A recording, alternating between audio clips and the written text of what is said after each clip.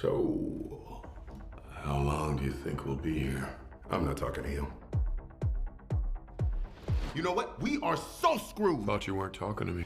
Hey everyone, Rascal here. And Mama. Welcome to our channel, Paws On Animation. And in today's podcast, we're covering the animated movie Transformers 1 with Rascal family member guest star Playmaker.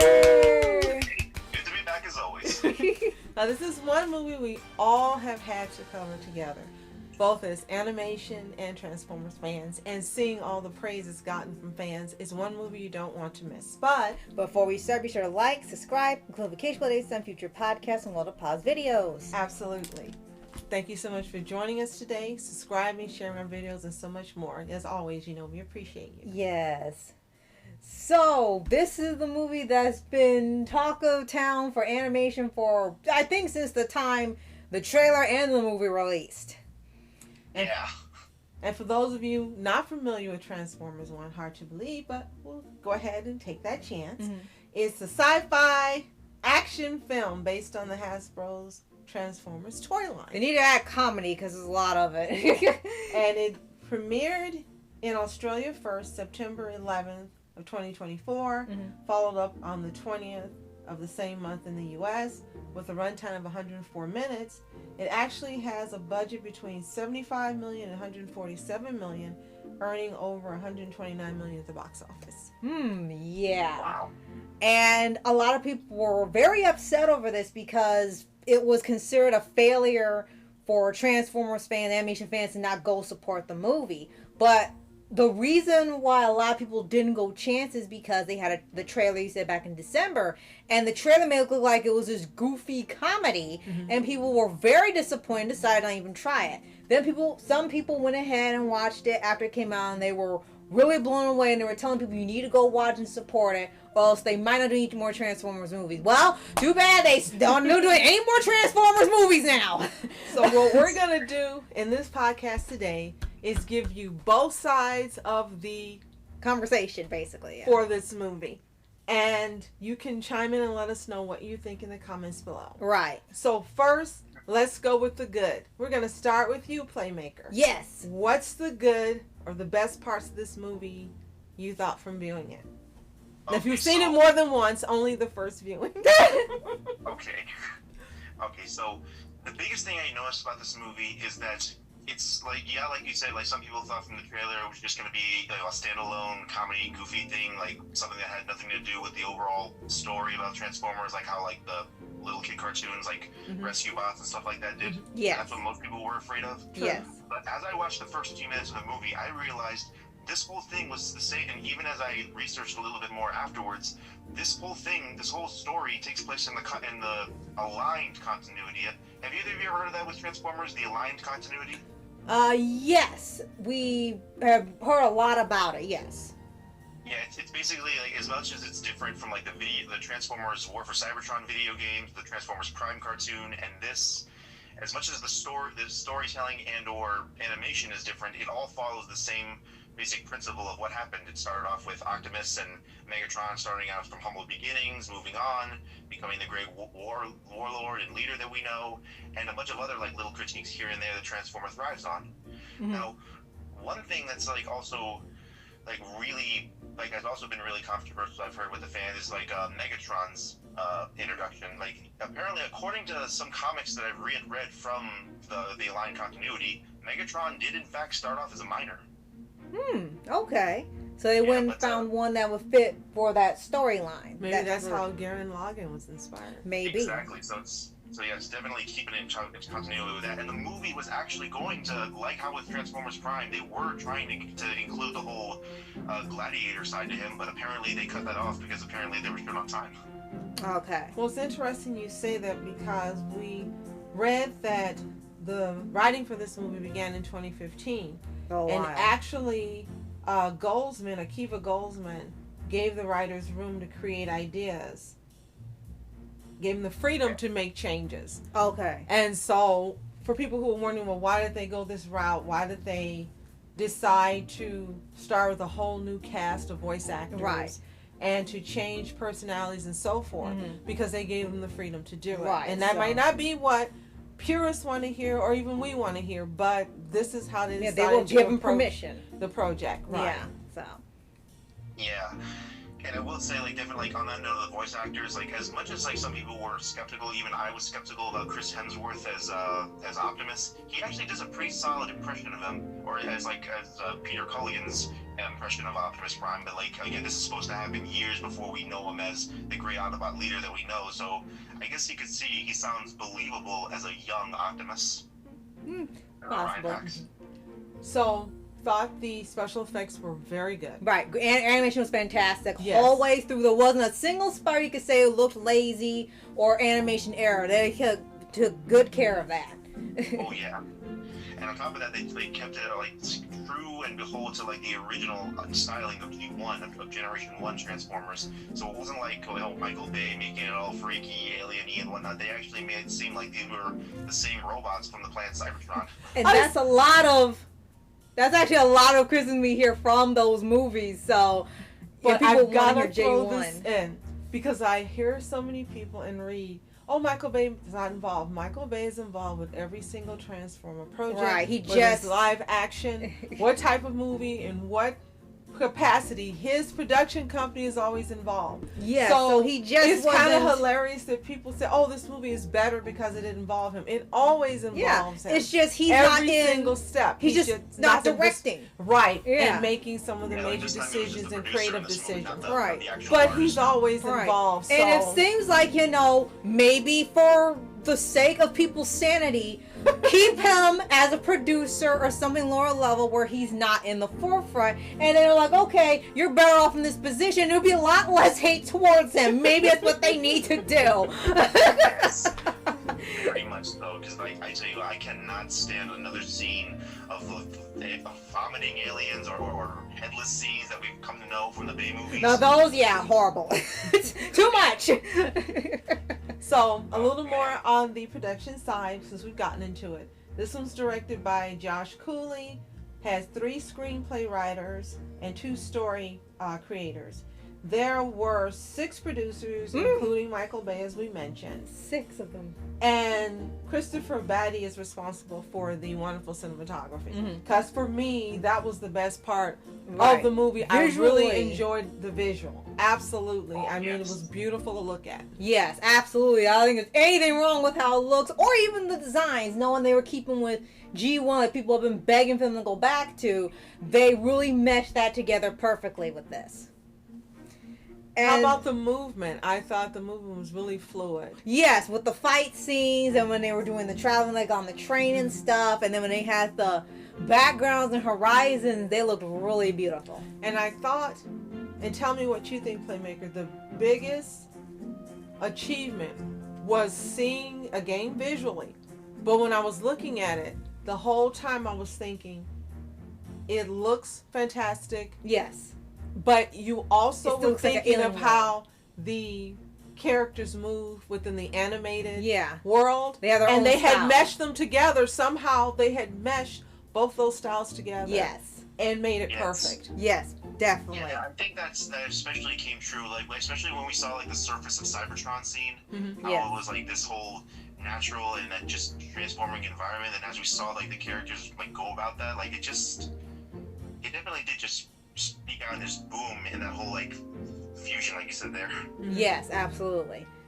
But like I will say that was a weird flex with them giving like Cybertron like a natural planet look and not like the usual terraformed entire city is one planet kind of thing. I guess But they I- were. but it is pretty nice to see that. Like I would say that was visually pleasing. Yeah, you even saw like robotic reindeer and stuff. Like, okay, we get it. This is like their version of Eden and everything. It's a version of robots. Because that's what I thought when I was watching. I'm Yes, like, this is the movie another Robot Robots. City. Yes. Yes. So that was a good choice too. And you can see where a lot of care was taken in making decisions and what direction to take it creatively. I really do appreciate that. Yes. And again, for me, those are the best parts of the movie. Yes. Now, critics, when they focused on the movie, really didn't talk about that. They talked more about, like Playmakers speaking of, the origin and what they borrow from or reference and so forth. But I think a lot of the credit for that should have been given. Yeah, I think so. Yeah. So now, where were you going? You had something you wanted to tell us about the storyline in particular before we get into what didn't work so well. Okay, yes. But yes, like, as I mentioned before, like, yeah, some critics will definitely look more into the whole continuity of how they're keeping with the story there from other Transformers movies in this one. And one thing that I will say was definitely very pleasing, and not just pleasing, but just awesome, what I looked up later on was that, do you remember in the part of the movie where D16/Megatron, where he took Sentinel's T-Cog, I'm going to call them T-Cogs because transformation cog is just a mouthful, but where he took his Sentinel's T-Cog and it was Megatronus Prime's T-Cog, Right. one of the primes. Yeah. Did you notice that was the only T-Cog there that was purple or pinkish purple and not blue like the other ones? Yes, we did notice that. Yeah. And we figure, I guess that goes with the color scheme of having in all these iterations where they got the purple Decepticon pretty much logo on them everywhere. I think that just became their signature color. I guess because of that? Yeah. I guess because of that for this continuity. Yes, but like that's actually, but like I said, where it comes in with the line continuity, like where Transformers Prime and the video games were all connected to. Right. This also connects to that too, is because it's not just the symbol origin of the T-Cog. I've actually looked this up and I've confirmed it too.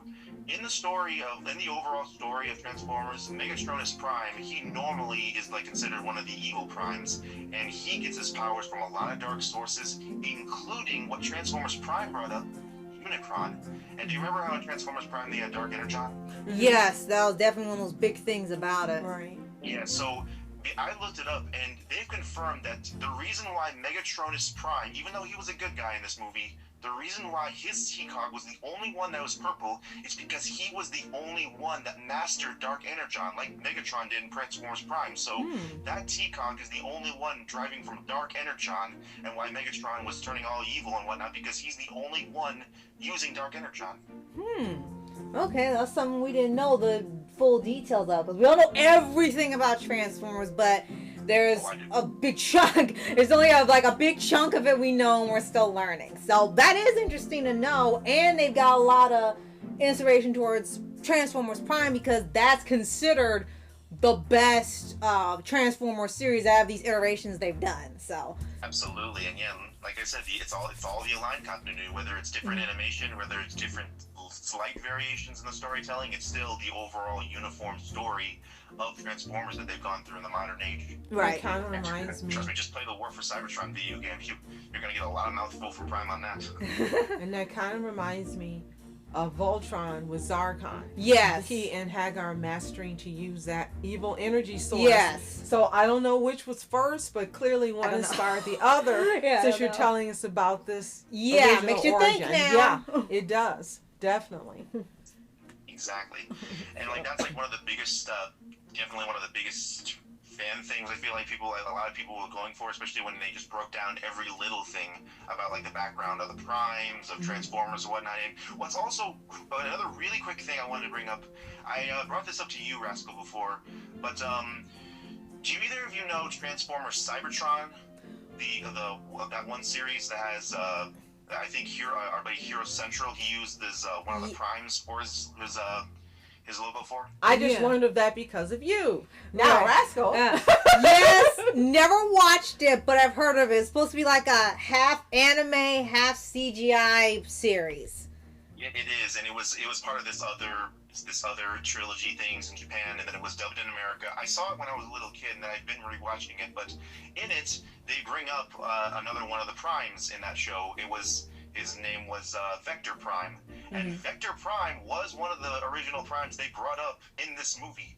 And if you look up, and like, even though he didn't really have screen time, he was just like, one of the other 13 primes there. If you look up his images, they will confirm you that Sentinel Prime literally looks like, in design and color and everything, he looks exactly like he did from the early 2000s Cybertron cartoon. Oh wow! Okay. So even though that has nothing to do with the cartoon, that has nothing to do with the movie and the thing, they decided to use that exact same image and the exact same name for this guy and say, yep, this guy's a part of the universe. Okay, wow. So an educated moviegoers that didn't know. Right. And now we know it wasn't made up. Zero Central, that now his character is in the movie. Right. That's cool. So, Now, let's talk about what maybe didn't work so well. And if you guys have some comments on that, again, let us know. right. We'll start with you, Playmaker. Did you find anything that you thought did not work about this movie?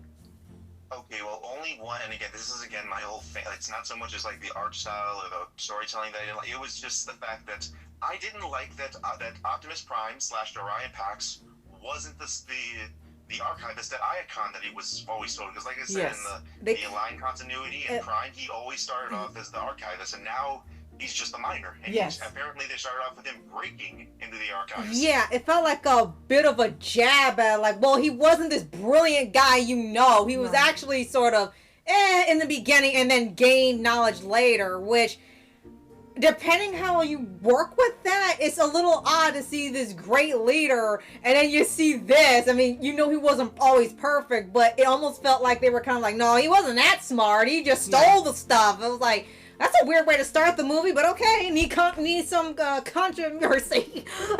And in line with that, to me, it was the biggest insult not to have Peter Cullen make a cameo in here, at least somewhere, by voice. When we finished watching it, that upset me more than anything else. Gives off a Why corroded would metallic you stench. just diss him and not have him at all have a part in it? Yeah, no, I don't think any of the voice actors from the original, I think maybe at most they had Steve Blum do one voice, but I don't think there was any VAs from any of the versions of the series that were major roles in the show. And it's worse because of what it had towards the end. And we understand this is a new beginning and it's a passing of the torch. So why not have him there passing the torch in some way? Yeah, that's how I looked at it. Yeah. I mean, at very least, they could have at least, like, when Chris Hemsworth said, Yes, that's it. Sounds like him too. They could have at least had Peter Cullen say that much. Yes, right. They could have at least had, like, Frank Welker say, Decepticons, rise up, like he did in Prime. We said exactly the same thing. That's it. Yes, exactly. And you could tell, we thought, oh, is it him? When we turned it back, and like, no, that's not him. They just had Chris Hemsworth do a Optimus impression and have his tone towards the end. It was like, why didn't you just get Peter Cullen? And you could tell that also had been digitized. Yeah. My problem with that, if you're going into a new era, so to speak, like JJK, let Chris Hemsworth put his own mark on it. Yeah. I personally didn't care for them giving him the direction to imitate Peter Cullen. Right. Make it your own. You can't be Peter Cullen. Exactly. You're not going to be Peter Cullen. Let him make it his own. He's got a great voice. Yeah. And I've said this in other podcasts. His performance when he does dramas and serious acting, he knocks it out of the park. But for some reason, all of a sudden now it's like we got to make him a joke and everything. And we got to make him imitate other people. He really is a great actor, believe it or not. And I've seen him in outside these franchises, he's been fantastic. Right. But it's like they keep, forgive me for putting it this way, they keep a collar on him and a leash. Like, we're only going to let you deviate this far. Do what we tell you. Yeah. And this is all we want you to do. I would have loved to have seen how he would have sounded and what he would have done making it his own. But we'll never get that now. Yeah, unfortunately, yeah. I will say, like, the very least they could have done, I mean, like, you mentioned that they digitized it a little, but if they were just going to do that and not get Peter Cullen, then the very least they could have done is just AI, because I've seen before in, like, the Disney Plus Star Wars films, like the recent ones they've done, when they did Darth Vader for that, they didn't actually get James Earl Jones to do the voice. They actually got a really good AI that sounded like him. Right. And people even thought that he was him. Well, yeah, we read that, yeah. So why couldn't they do the same thing here? Why couldn't they just get an AI Peter Cullen to do that? Because to me, the message was, forget about that. Yeah. Pay attention to this and forget everything else you know about Transformers. Which is bad because you want this movie to be for the Transformers fans, and yet you're dissing anything comes before it that had nothing to do with a certain parts that you agreed with to put in the film for the continuity that you're aligning with, this aligned continuity. Anything that's not with these other parts that we don't agree with, we're leaving out, which I think might be one hindrance towards the film that people don't talk about. Not just because of that trailer that may look like a joke. It was because we're beginning to phase out certain Transformers fans, and we want brand new Transformers fans. So I think that was a mistake on their part for that. And I'm going to make this last comment, and I want to hear from Playmaker. And I'm sorry, this reeks of Disney. Every actor in here that portrayed a character, 90% were Disney connected. I couldn't believe that. And that reeks of Disney, because Disney is famous for killing off the old and wanting you to forget about them and move on with the new. And in some way, even though they're not telling us, Disney's connected with this. It really... Well, we saw Lucasfilm at the end. Yes, so exactly. I'm And nervous. so I think that was a decision that Disney probably had their input. Let's forget about the others. Let's get rid of that and do like we did with every franchise we've done and ruined. And do that with Transformers. But I agree with you, because I was thinking the same thing when you were talking. Why would you alienate millions, tens of millions, hundreds of millions of people who have been loyal to this franchise since it came out in the 80s? And before that, when it had books and things, why on earth would that be your desire? Exactly. I've said on many occasions that when you have these different films and movies, and they try to gear it toward one particular audience, you can't have one particular type of person watching in order to have a hit. Right. It takes a melange of different groups of people watching for different reasons, loving it for different reasons to make it a hit. Right. And if they're only gearing this toward new viewers, this franchise is going to fail. Unfortunately. That's just my opinion. Unfortunately. We're watching it because we love Transformers. Yes. But to alienate a whole group of people is kind of dumb. Yeah. Yeah, that's just the sad thing. Again, like for my last comments, is that's a sad thing that I feel like they're doing with a lot of animation, a lot of reboots, and a lot of pretty much just anything in cinema. They're just trying to gear it towards the new generation, completely alienate the old, and pretend like it never existed, just to say, hey, this is something new for you guys. But no, it really was just something that came off a lot bigger, and we're just going to completely ignore the immense capacity that it had in the past. But no, this is literally what Bruce Wayne and Batman Beyond said. We're just forgetting about our past to make a way for the future. Yeah. Absolutely. Yes. Great quote. Now, how do you guys feel about the next installment? We know there's going to be one. Well, they claim there isn't, but I don't know. They might change their minds and say, "Oh, we have enough money for it now." There's going to be one. On the contrary, I've actually seen posts from Paramount saying that they're eager to start one as soon as they can. Yeah. So what was the whole big deal about, no more Transformers movies? What, from this studio? Because someone's going to do it. Subterfuge. Right? Right? When does Hollywood stop with one now? Right? Even if it's terrible, even if it They'll make flops, more. They'll make more. And we're not saying this was a flop and terrible. We're not saying that. What we're saying is, even with the worst movies, they make sequels. So if it's something that was successful, of course they're going to have a sequel. Yeah. Yep. I will say, I feel like, especially for this movie, like when they start getting into the whole battles between Autobots and Decepticons, I feel like this is really where they're going to start like doing stuff more quoted to the fans, you know, Probably. the continuity and whatnot. Probably the meat of the part they want to see. Exactly. And that will be a good thing. So let's quickly, guys, give a shout out to the voice cast. Yes. We had Chris Hemsworth, we've mentioned many times. Yes. As Orion Pax in Optimus Prime. Brian Tyree Henry as D16/Megatron. Right. Keegan Michael Key is B127. Scarlett Johansson is Alita 1. Steve Buscemi as Starscream, which didn't work for us. Yeah. But let us know what you think. Okay. Okay. Lawrence Fishburne is Alpha Trion. John Hamm as Sentinel Prime. Vanessa Liguori as Arachnid. John Bailey as Soundwave. Jason Konobiskos Alvarez as Shockwave. Evan Michael Lee is Jazz. There's a long list. I'm just going to say. Let's put a lot in and here. I'm going to jump to Steve Blum as the announcer for Icon 5000, and he also was a guard for the Cybertronian Archives. Okay, so he played a bit. So what were your favorite characters in this movie? Let us know in the comments. Quickly, yours, Playmaker, and yours, and then we'll wrap it up. Okay. Okay, I'd say. I mean, I'm not gonna say go right out and just insult you guys and say Steve Buscemi was my, or Starscream was my favorite there. Oh, it's not an But I will insult. That's say- just opinion, and Yeah. it doesn't mean that. Yeah, it's just like, okay, that's Yeah. what they chose. That's Yeah, it. It was exactly. just okay. and he's fantastic. He's a wonderful actor. And voice His performance actor, was great. Yeah. I think probably it was just because we're used to hearing a different, different ones. Exactly. Yeah, that's Yeah. all. But continue. But, okay, I would say he's a close second, but honestly, I feel like my favorite like direction voice that they had here was for the voice of Megatron. I feel like he did a solid impression of him.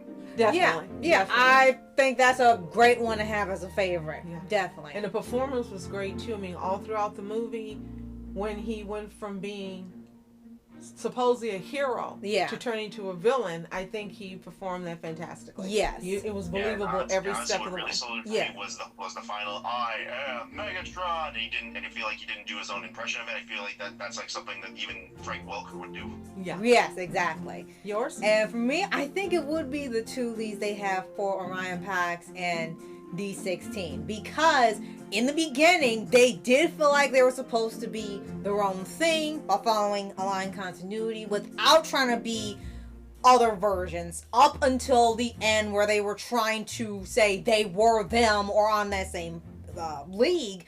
I think they did a good job of showing them actually being friends and like brothers up to them falling apart and be having their own division. I think that was handled well. And my probably third favorite, ironically, is Sentinel Prime. You can't have three. Well, Sentinel Prime, because in a sea of people that have sympathetic villains and anti-heroes and stuff, Sentinel Prime was finally a real villain. He felt like a villain. It felt like it was a good plot twist. He wasn't sympathetic. He was doing this for his own gain. He was a better King Magnifico than King Magnifico. This is what they should have done.